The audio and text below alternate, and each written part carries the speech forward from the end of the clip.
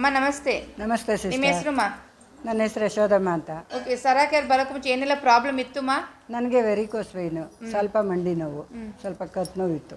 ಇಷ್ಟೇ ಪ್ರಾಬ್ಲಮ್. ಇಷ್ಟು ಪ್ರಾಬ್ಲಮ್ ಇತ್ತು. ಈಗ ಸರಾಕೆರ್ ಬಂದ ಮೇಲೆ ನಿಮಗೆ ಎಷ್ಟು ಮಟ್ಟಿಗೆ ಗುಣ ಆಯಿತು? ಎಷ್ಟು ದಿನದಲ್ಲಿ ಗುಣ ಆಯಿತು? ವೆರಿಕೋಸ್ ಪ್ರಾಬ್ಲಮ್ಸು, ಮಂಡಿ ನೋವು, ಕತ್ತು ನೋವೆಲ್ಲ ಎಷ್ಟು ದಿನದಲ್ಲಿ ಕಮ್ಮಿ ಆಯಿತು? ಒಂದು 2 ವಾರ ತೊಗೊಂಡ್ಮೇಲೆ ನನಗೆ ಅನ್ನಿಸ್ತು.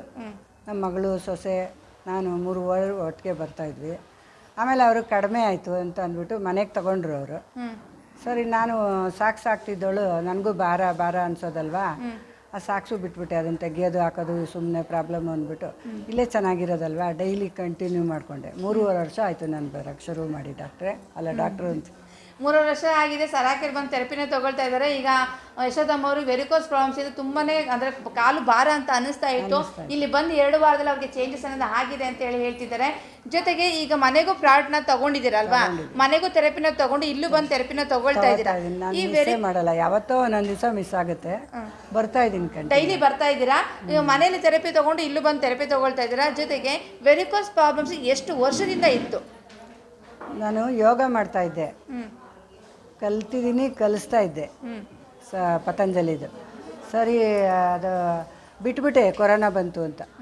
ಅದು ಬಿಟ್ಟಿದ ತಕ್ಷಣ ವೆರಿಕೋಸ್ ವೈನ್ಸ್. ಎಷ್ಟು ವರ್ಷದಿಂದ ವೆರಿಕೋಸ್ ಪ್ರಾಬ್ಲಮ್ ಇತ್ತು? ಒಂದು 5 ವರ್ಷ. 5 ವರ್ಷದಿಂದ ವೆರಿಕೋಸ್ ಪ್ರಾಬ್ಲಮ್ಸ್ ಇತ್ತು. ಅದಕ್ಕೆಲ್ಲ ಎಷ್ಟು ಖರ್ಚು ಮಾಡಿದ್ವಿ?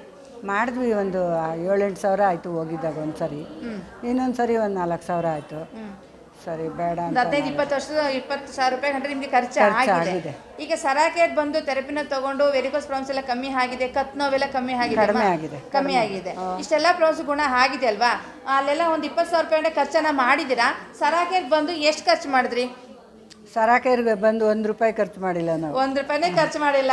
ಅದು ಇಲ್ಲಿ ಬಂದು ಗುಣ ಆಗಿದೆ ಅಂತೇಳಿ ಹೇಳ್ತಿದ್ದೀರಾ. ಸರಿ, ಈ ಸರಾಕೆರ್ ಬಂದು ಥೆರಪಿ ತೊಗೊಂಡು ಗುಣ ಆಗಿದೆ. ಸ್ಟೀಮ್ ಬಾತ್ ಥೆರಪಿ ತೊಗೊಂಡ್ರಿ ಅಲ್ವಾ? ಫುಲ್ಲು ಒದ್ದೆ ಆಗಿದ್ದೀರಾ? ಫುಲ್ಲು ಒದ್ದೆ, ನಿಮ್ಮ ಬಟ್ಟೆ ಎಲ್ಲ ಒದ್ದೆ ಆಗಿದೆ ಅಲ್ವಾ? ಸ್ಟೀಮ್ ಬಾತ್ ಥೆರಪಿ ಮೊದಲು ಎಷ್ಟು ಸತಿ ತೊಗೊಂಡಿದ್ರಿ, ಇವಾಗ ಎಷ್ಟು ಸತಿ ತೊಗೊಂಡಿದ್ದೀರಾ?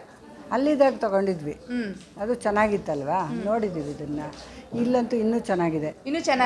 ಜಾಗ ಬೇರೆ ಚಿಕ್ಕದಾಗಿದೆ, ನಮಗೆ ಬರುತ್ತೆ ಎಲ್ಲ, ಬಿಸಿ ಎಲ್ಲ ಚೆನ್ನಾಗಿದೆ, ತುಂಬ ಹಗುರವಾಗಿದೆ, ತುಂಬ ಚೆನ್ನಾಗಿದೆ ಅಂತ ಹೇಳ್ತೀರಾ? ಚೆನ್ನಾಗಿದೆ ಸಿಸ್ಟರ್. ಈ ಟೈಮಲ್ಲಿ ನಮಗೆ ಸ್ಟೀಮ್ ಕೊಟ್ಟಿರೋದು ನಮ್ಮ ಕಂಪನಿಗೆ ಏನು ಹೇಳ್ತೀರಾ? ಕೇಳ್ಕೊಂಡ್ವಲ್ಲ ನಾವೇ, ಕೊಡಿ ಸ್ಟೀಮ್ನ ಅಂತ. ಹೌದು, ಮುಖಕ್ಕೂ ಕೊಡಿ ಅಂತ ಕೇಳಿದ್ವಿ, ಅದು ಬರುತ್ತೆ ಅಂತ ಹೇಳಿದ್ದೀರಾ, ನೋಡೋಣ. ಓಕೆ, ಈ 3 ತಿಂಗಳಲ್ಲಿ ಈ ಒಂದು ಚಳಿಗಾಲದಲ್ಲಿ ತುಂಬ ಉಪಯೋಗ ಆಗುತ್ತೆ ಅಂತೇಳಿ ಅಪ್ಪ ಅಮ್ಮದ್ರೆ ಒಂದು ಲೆಟರ್ನ ಕೊಟ್ಟಿರೋಂಥದ್ದು. ಸ್ಟೀಮ್ ಬಾತ್ ಥೆರಪಿ ಬೇಕು ಅಂತೇಳಿ ತಗೊಂಡ ಮೇಲೆ ನಿಮ್ಗೆಲ್ಲರಿಗೂ ಖುಷಿ ಆಗುತ್ತೆ. ಸ್ಟೀಮ್ ನಿಮಗೆ ತುಂಬ ಉಪಯೋಗ ಆಗಿದೆ. ಚೆನ್ನಾಗಿದೆ. ಓಕೆ, ಟೋಟಲ್ ಎಷ್ಟು % ಗುಣ ಆಗಿದೆ ಅಂತ ಹೇಳ್ತೀರಾ? ಆಗಿದೆ 75% ಗುಣ ಆಗಿದೆ. ಅಂದರೆ ಅವರ ಪ್ರಾಬ್ಲಮ್ಸ್ ಎಲ್ಲನೂ ಗುಣ ಆಗಿದೆ ಅಲ್ವಾ? ವೆರಿಕೋಸ್ ಪ್ರಾಬ್ಲಮ್ಸ್ ಗುಣ ಆದ ಮೇಲೂ ಕತ್ತು ನೋವು, BP ಪ್ರಾಬ್ಲಮ್ಸ್ ಎಲ್ಲ ಕಮ್ಮಿ ಆಗಿದೆ. ಸ್ಟೀಮ್ ಬಾತ್ ಥೆರಪಿಲು ಬೆಸ್ಟ್ ರಿಸಲ್ಟ್ ಅನ್ನು ಸಿಕ್ಕಿದೆ. 70% ಗುಣ ಆಗಿದೆ ಅಂತ ಹೇಳ್ತಿದ್ದಾರೆ. ಖಂಡಿತವಾಗ್ಲೂ ಸರಾಕೆರ್ ಕಂಪನಿಯಿಂದ ನಿಮಗೆ ಮಾತಿರಂಥ ಜೀವನ, ಇಂಚಿನ ಜೀವನ, ಆಪರೇಷನ್ ಜೀವನ ಸಿಕ್ಕಿರೋಂಥದ್ದು ಬೆಸ್ಟ್ ವಿಷಯ ಅಂತಲೇ ಹೇಳ್ಬೋದು. ಹೌದಲ್ಲಮ್ಮ? ಥ್ಯಾಂಕ್ ಯು ಮಾ.